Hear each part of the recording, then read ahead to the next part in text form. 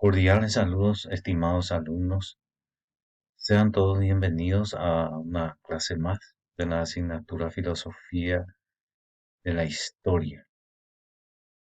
Vamos a seguir con el desarrollo de la primera unidad que comenzamos la clase pasada. Y en esta clase vamos a darle continuidad. Vamos a estar tratando temas sobre la historia y esperanza, la filosofía de la historia kantiana, la astucia de la razón, la filosofía hegeliana de la historia como realización de la esencia humana de Carlos Marx y por último las críticas a las teleologías históricas de Schopenhauer y Nietzsche. Bueno, en esta clase vamos a estar hablando sobre los postulados o puntos de vista de estos filósofos eh, que representan de alguna manera a la filosofía ya, eh, por decirlo así, la filosofía de la era moderna. Todos estos filósofos, la mayoría de ellos fueron filósofos alemanes y la mayoría de ellos pertenecieron, como en el caso de Hegel y eh, Carlos Marx, Hegel principalmente a la filosofía, al idealismo que se denomina idealismo alemán. Por su parte, Kant él pertenece a la corriente del criticismo y como todos sabemos, ya Carlos Marx, que desarrolló temas sobre el socialismo, comunismo y otros temas. Bien, vamos a ir desarrollando entonces cada uno de ellos, vamos a ver sus puntos de vista al respecto. En cuanto a Emmanuel Kant, habla de la historia y historia y esperanza. Él nos dice que la historia universal puede ser pensada como la marcha regular del género humano hacia el ordenamiento de su vida en formas más perfectas. En este caso, este progreso que comienza con la salida del estado de la naturaleza y confluye en la institución del Estado. Se da de manera gradual. Los hombres, paradójicamente guiados por el egoísmo y la insociable sociabilidad, se encaminan hacia el fin último de la percepción, un Estado cosmopolita. Kant nos dice que reconoce que esta marcha está cargada de contratiempos porque los hombres no son puros sujetos racionales, es decir, la historia es el resultado de las actividades de los hombres guiados por el plan de la naturaleza. Pero todas las decisiones humanas caracterizadas por la lucha entre las pasiones y el deber. No se puede esperar que el progreso sea un camino perfecto sin reveses o fatalidades. El Estado cosmopolita que propone Kant consiste en la unión de las naciones según las leyes dadas por la voluntad en pos de la tranquilidad y la seguridad. En fin, al que tiene la visión teleológica, teleología, recordemos que teleología significa que todo tiene un fin, que todo tiene una finalidad. Entonces, la visión teleológica de la historia kantiana es la paz entre los estados. Nuestro filósofo no espera que la historia produzca un hombre ascético, sino que en su devenir posibilite la aproximación a un ordenamiento jurídico que regule los comportamientos según criterios racionales y evite las guerras. Lo que quiere es que haya la paz perpetua y que funciona como una idea regulativa que orienta a los hombres del presente hacia el progreso indefinido, es decir, el logro de una meta futura. Por esa razón, Kant propone la paradójica idea de una historia profética a priori. ¿Qué quiere decir esto? Quiere decir que cuya aceptación hará posible el cumplimiento de la meta que ella misma predice. Entonces, esta teleología histórica Es un supuesto filosófico que le permite a Kant varias cosas. En primer lugar, pensar a la historia como sistema, es decir, como una totalidad ordenada y dirigida hacia un fin. En segundo lugar, formular un principio, la paz perpetua, que ya mencionamos, ya que su misma aceptación genera las condiciones de aquello que postula. Y por último, fundar la creencia racional de que el progreso es posible y justificar esa esperanza en la propia condición moral de los agentes humanos. También vamos a ver lo que es la astucia de la razón según la filosofía hegeliana de la historia, según Hegel, otro filósofo alemán, representante del idealismo alemán.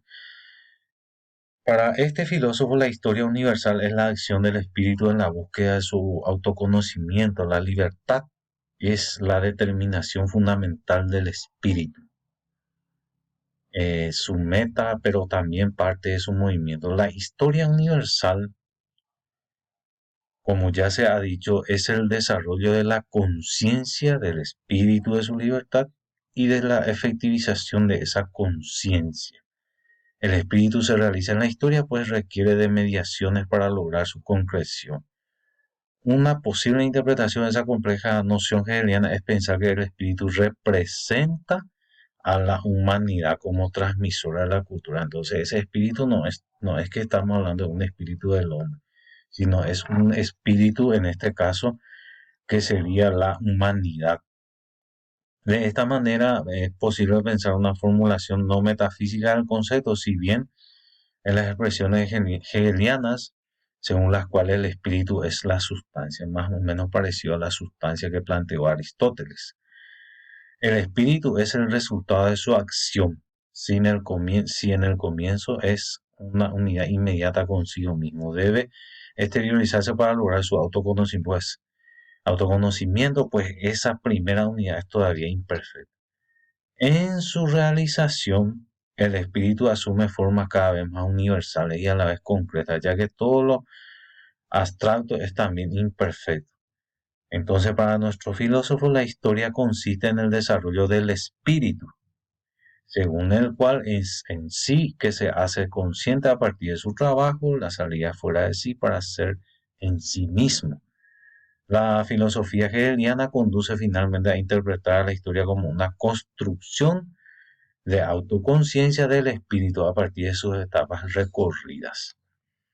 También veremos la historia como realización de la esencia humana según Carlos Marx, otro filósofo alemán, que nos dice en sus manuscritos económicos filosóficos, una obra de él, quizá uno de los más importantes de los llamados escritos de la juventud de Marx. El concepto de historia aparece ligado a una perspectiva antropológica según la cual la historia es el acto de origen del hombre, es decir, el proceso mediante el cual el hombre se crea o se produce a sí mismo, y ello a partir de una actividad exclusivamente humana, distinta a la actividad vital de cualquier otra especie animal. El trabajo, por ejemplo, en la medida en que para el hombre socialista toda la así llamada historia universal no es otra cosa que la producción del hombre a través del trabajo humano. Que el devenir en la naturaleza para el hombre posee pues la prueba evidente y irrefutable de su nacimiento a partir de sí mismo de su proceso de constitución. El trabajo, cuyo carácter definitorio en relación a otras especies consiste en ser una libre actividad consciente, objetiva a las capacidades esenciales del hombre. Entonces, mediante el trabajo, el hombre transforma la naturaleza y elabora un mundo objetivo en el cual se prueba verdaderamente en cuanto ser genérico. Y el ser genérico del hombre, su esencia objetiva, tal como lo presenta Marx, simboliza la definitiva eliminación del concepto de naturaleza humana. El ser humano no es nada sin su realización, y en el proceso de realización se modifica. No existe un lugar o una dotación básica de rasgo humano, necesidad o deseo de que se presente de manera uniforme en todo tiempo y lugar. El hombre es el ser hombre, es la historia. En cuanto a ella, es el proceso de su autogeneración y subsistencia. Entonces, según Marx, es el trabajo, es lo que realiza el hombre y a través de su trabajo el hombre hace historia. Y por último, vamos a analizar lo que son las críticas a las teleologías, porque son teleologías históricas las que han propuesto estos filósofos. Por su parte, tenemos a Schopenhauer y a Friedrich Nietzsche, los dos que han realizado crítica. Por ejemplo, Schopenhauer a Hegel que en sus críticas puede organizarse en dos niveles. En primer lugar, podemos identificar su cuestionamiento a la filosofía de la historia hegeliana frente a la tesis de que el espíritu es universal y que sus manifestaciones concretas como espíritu de los pueblos particulares son verdaderamente reales. Entonces Schopenhauer sostendrá que lo único real son los individuos y sus cursos vitales. Y en segundo lugar, acusa a la historia de ocuparse de lo que ocurrió una vez y ha dejado de existir y le critica al que apele a un universal subjetivo que es universal solo para mi conocimiento y es por eso superficial. Y por su parte, Nietzsche, su cuestionamiento se encuentra en la propuesta de una genealogía que se opone completamente a la teleología histórica. Entonces la teleología, perdón, va hacia un fin. Sin embargo, la genealogía se va desprendiendo y realizando, que se opone completamente. Entonces, frente a los intentos de trazar un desarrollo racional y lineal del recurso histórico, según el cual el presente es su producto más perfecto. Entonces la genealogía se concentra en hacer aparecer las discontinuidades, en mostrar que antes de la realización de una esencia, la historia es el resultado de una lucha por el sentido histórico. Bien, de esta manera hemos analizado los principales puntos de vista, perspectiva, de acuerdo a cada uno de estos filósofos que a través de sus corrientes o sistemas de pensamiento han tratado de explicar teleológicamente el sentido de la historia. Eh, de esta manera, estos filósofos alemanes han tratado de explicar, como ya dije, teleológicamente, por lo menos dar una aproximación de acuerdo a sus pensamientos o sistemas, la manera de interpretar la historia. En este caso, unas propuestas de las filosofías de la historia según sus perspectivas. La filosofía intenta dar una explicación al fin de la historia, o sea, a la teleología de la historia, a través de estas corrientes filosóficas y sus representantes.